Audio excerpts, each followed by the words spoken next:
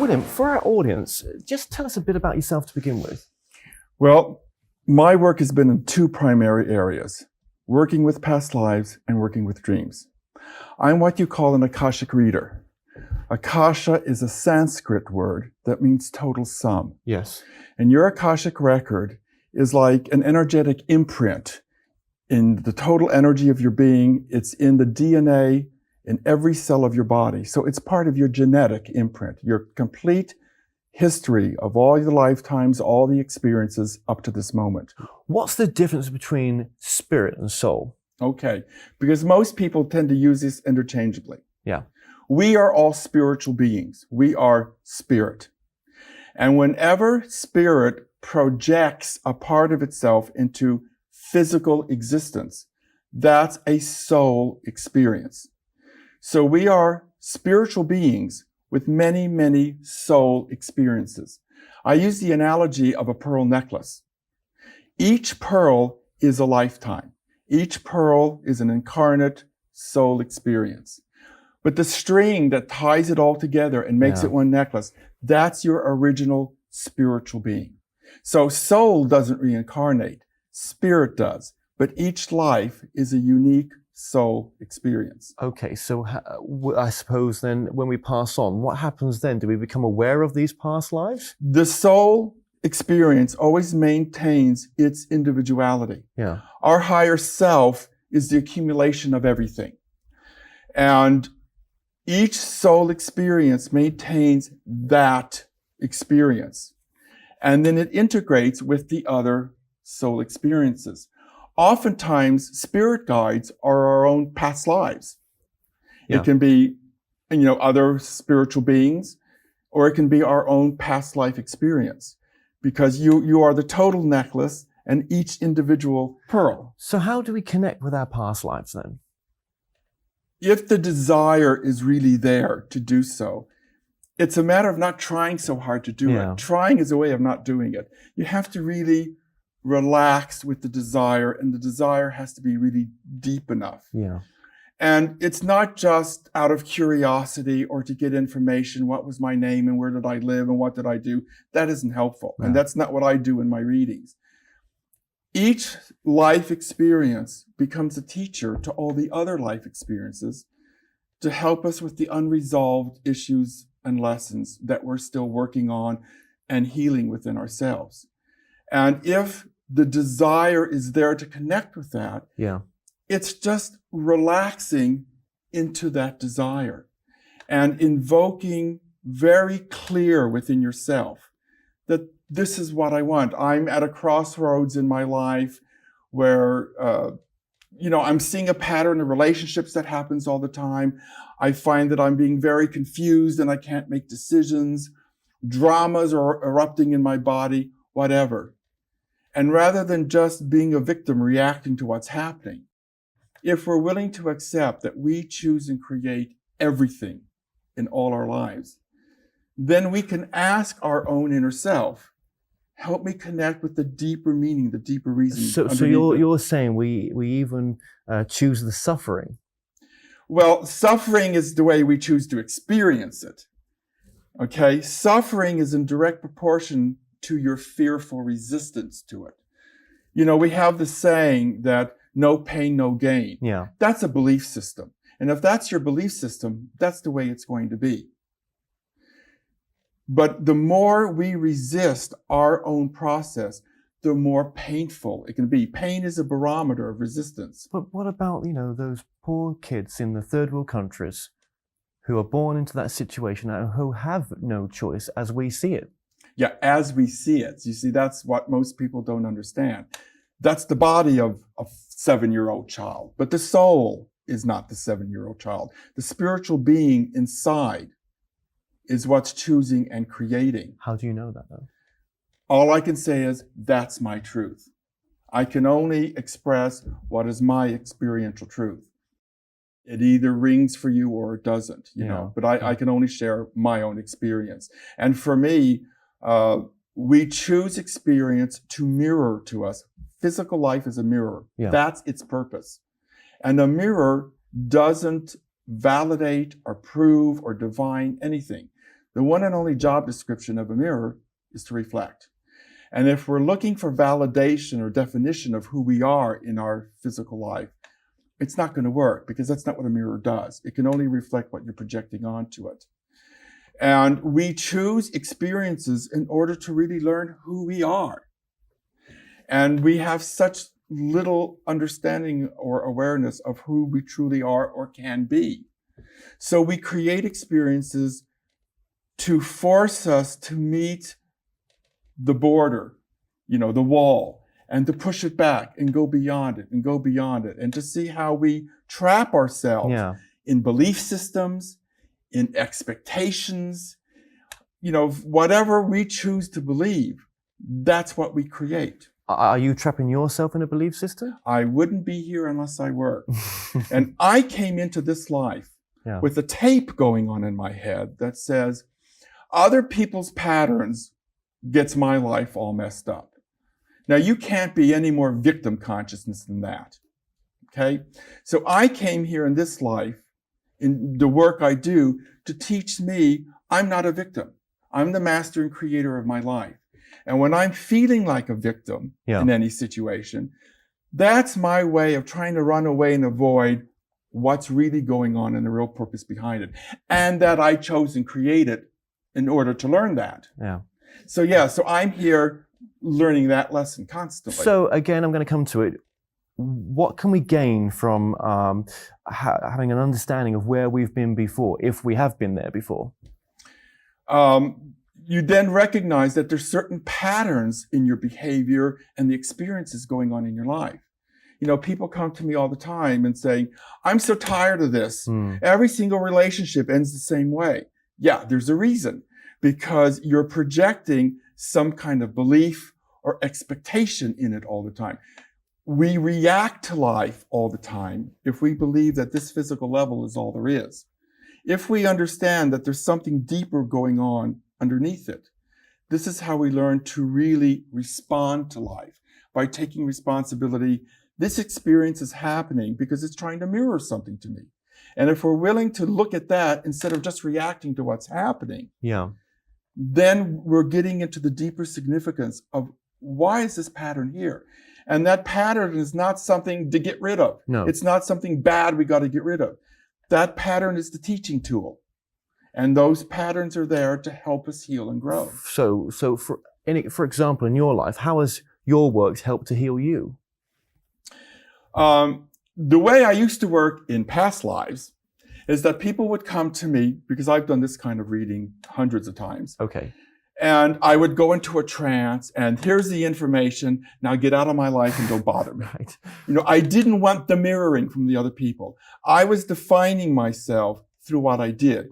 I'm the high priest in the temple. I'm doing the readings. This is who I am.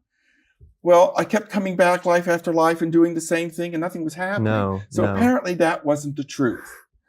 This lifetime is the very first lifetime where I don't go into a trance. I stay in this level of consciousness so that I am participating in everybody's reading. Everybody's reading is a reading for me. And they're not put into trance neither, are they? No. And because I'm completely conscious and present, I'm hearing my higher self telling me what I have to say to them.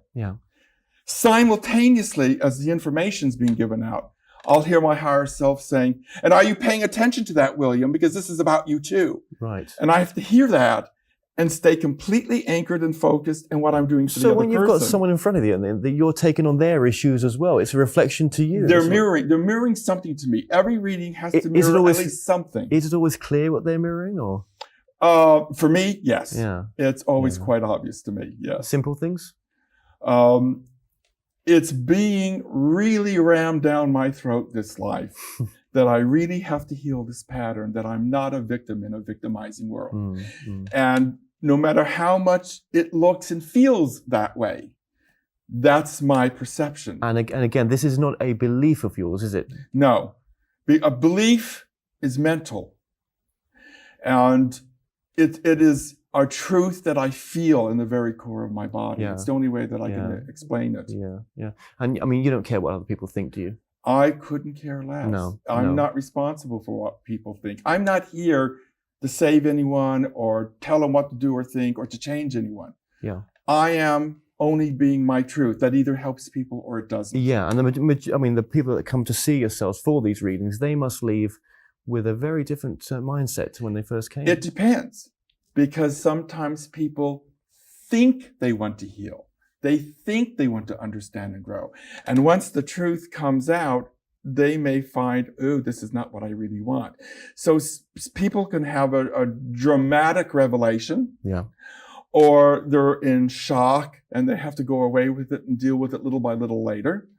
Or they go into total denial. Yeah, and again, you can't take responsibility for what they take I from only it. do what I do. They're responsible what they do with it. Yeah, yeah. And future lives, does that come into your readings at all? It can. I tell you what, we're going to take a break there. Yeah, we'll come back to that because it's such an interesting subject. I can't leave it there. So, okay, it's time for a break now, but William is staying with us, so don't go anywhere.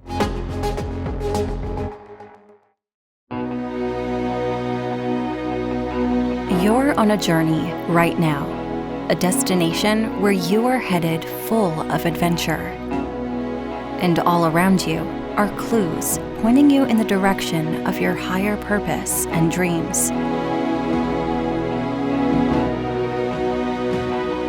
The signs and synchronicities can be seen. Whilst on a trip,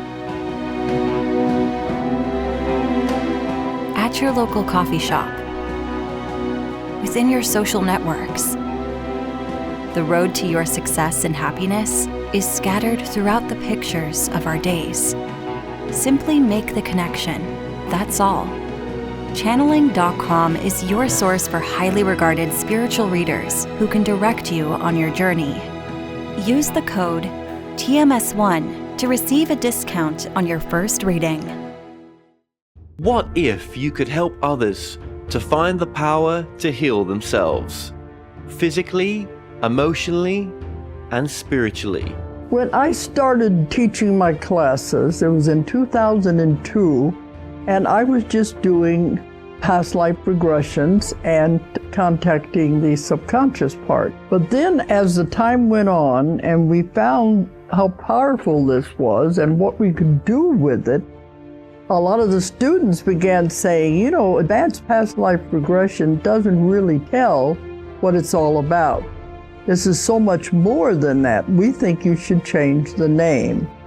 So it was a few years ago, we decided to change the name to Quantum Healing Hypnosis Technique. Help other people to speak to their higher selves. You can. Dolores Cannon has taught thousands of people from across the world how to use QHHT. Now you can learn her method by going directly to themoreshow.com/QHHT. And don't forget to mention the discount coupon More Talks. Welcome back. I'm joined by past life regressionist William Shaffer.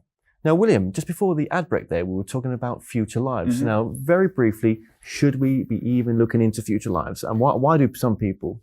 Well, I mean, it can become a great escape. I don't focus on that because my work is healing what's going on in us now. And so I do the past lives because it's the total accumulation.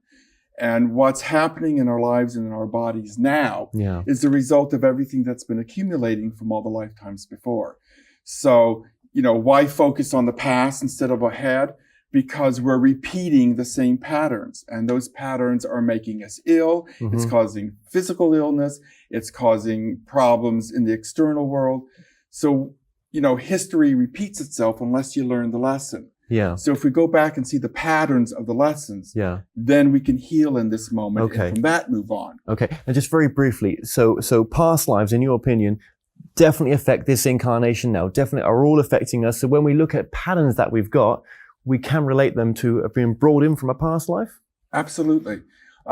Every disease or imbalance in the body, no matter what it is, no matter what causes it on a physical level, is an emotional issue. It's an unresolved emotional issue. From a past life? Yes.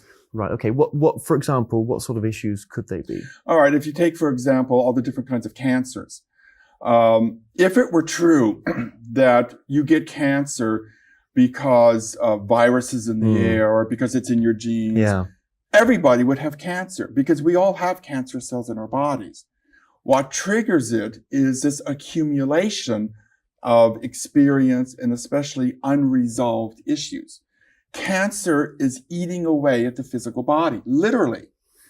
And on a deeper spiritual level, this is about how we are eating away at ourselves with whatever emotional issues we're resisting, we're refusing to look at and own. Whatever we are suppressing deep in ourselves, it then erupts in the body. But how does a cancer sufferer kind of take that in? I mean, you know, they're in so much distress in all sorts of levels. When people come to me for readings where cancer is an issue, you have to work on two levels because you have to take care of the practical physical levels Absolutely. too. You know, holistic healing means holistic. It's not focusing on just one or the other. It has to be everything. So you have to have common sense and you have to do the practical things at a physical level. Yeah. But modern medicine is very much about getting rid of the symptoms. And the symptoms are there because they're trying to tell you something. And when you're just getting rid of the symptoms, you're turning off the fire alarm without putting out the fire. That fire alarm is going off for a reason.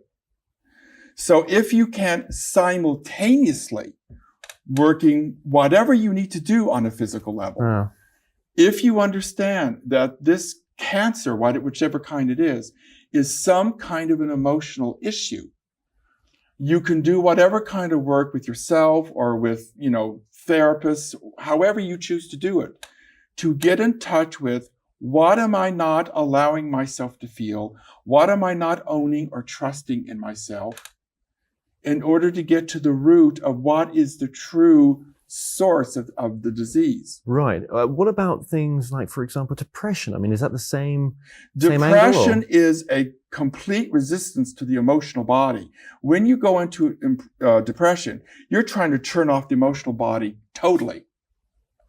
And it's a defense mechanism to not feel anything. But that creates such a pressure in the body and in the consciousness. Yeah. And then can lead to other physical and emotional symptoms.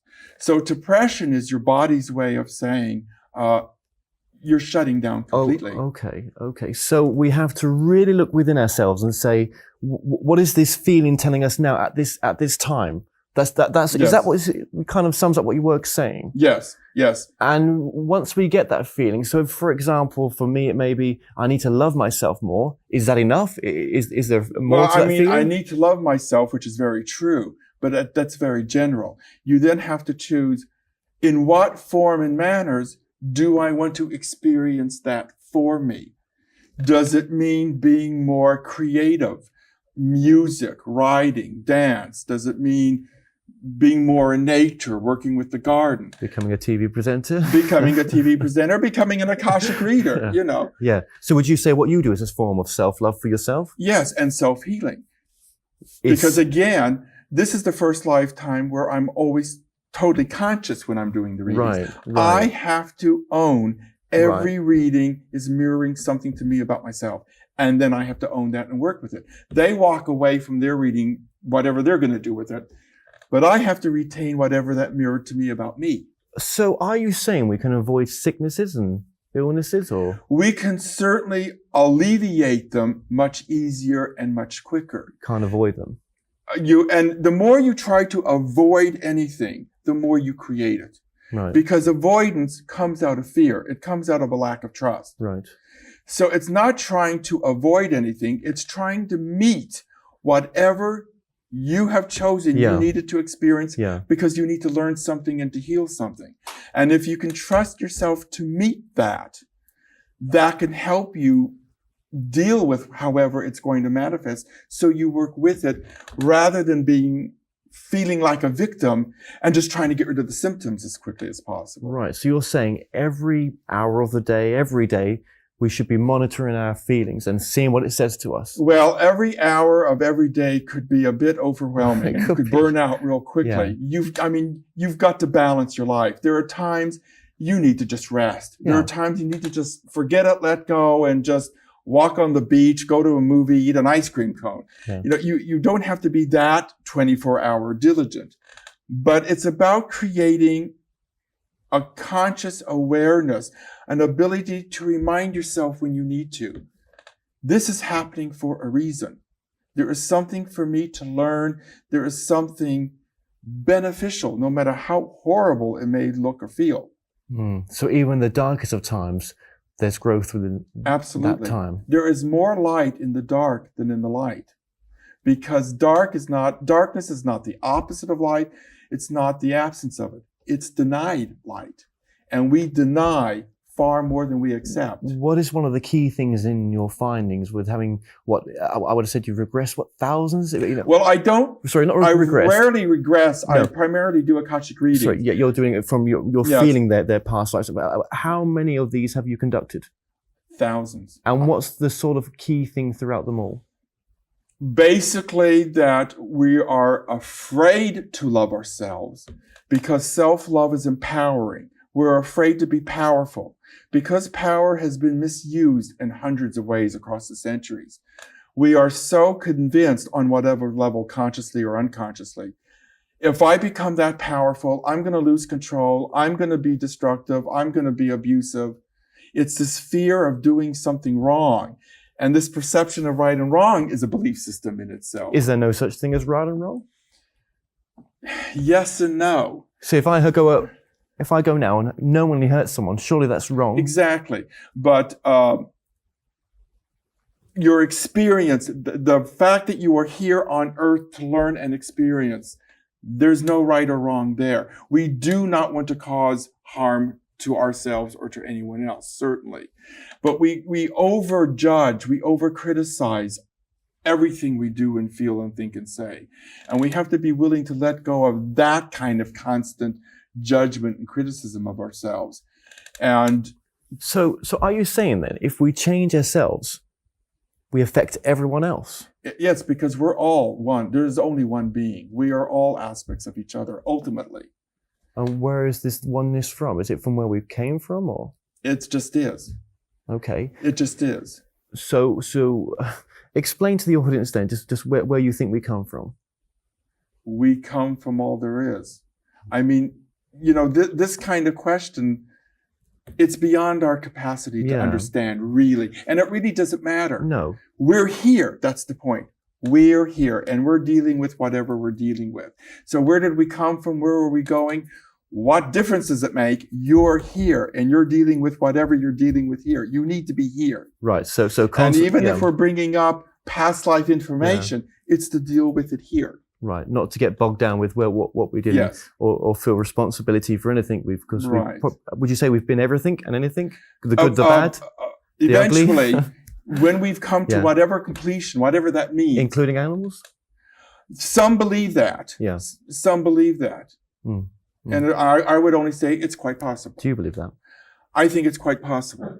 Right. Okay. Then. I don't have memories of being animals, No. but I think it's quite possible. I have had people come to me for readings where, yes, they have been animals. It's been in their Akashic record that they have been, yes. Yeah. And what does religion think about your work? I mean, obviously it's quite controversial. As little as possible, though it depends on which religion you're talking about. Because more of the Eastern religions, this is normal. Yes. The Western religions especially, this is all about control. Man created religion in order to take self-responsibility away from him. Religion creates God in man's image. That's what it does. Do you believe in God? I believe in God as the totality. I do not believe in God as a separate entity. So you're saying you're part of God? We all are God. Okay. To be a part of is still even a kind of denial. Everything is God. There isn't anything that isn't. In your opinion, yeah. Okay. I even the book that I'm will reading only right now. express myself as my truth. Even this book. Of course. Of course. Right. Of course. Okay. So with religion then. So yeah. So actually, the Essenes believed in reincarnation. There was a lot of reincarnation in the original Judaism. But as religion progressed and it became much more about men controlling, this kind of truth became dangerous to them, because if everybody knows that they're responsible for themselves, if everybody knows they're equally God, all higher selves are equal and all higher selves are the one God. If people know they choose and create everything in their lives and they're totally responsible, what do you need this church for? What do you need someone to suffer for you and die for you and save you when that isn't the way it works, when you have to do it yourself? They can't control you. But we are not victims of a victimizing world. Man created religion in order to set himself up. Surely there's a lot of beautiful things about religion as well. Yeah, but that's not necessarily from the religion itself. That existed in humans long before these religions came along. Right. How can people get in contact for a past life reading with yourself? Because I'm in the process now of moving down to the Cardiff area, the best way is to send me an email. And that is? DonaldWilliam99 at yahoo.com. Okay, and one quick thing you'd like to tell the audience before we end. Other than wake up, the greatest key to emotional ownership. Everything you feel is real, but everything you feel isn't true. If you feel unlovable, that's a very real feeling, but that doesn't mean it's true. And people have difficulty with emotional ownership because they believe it all.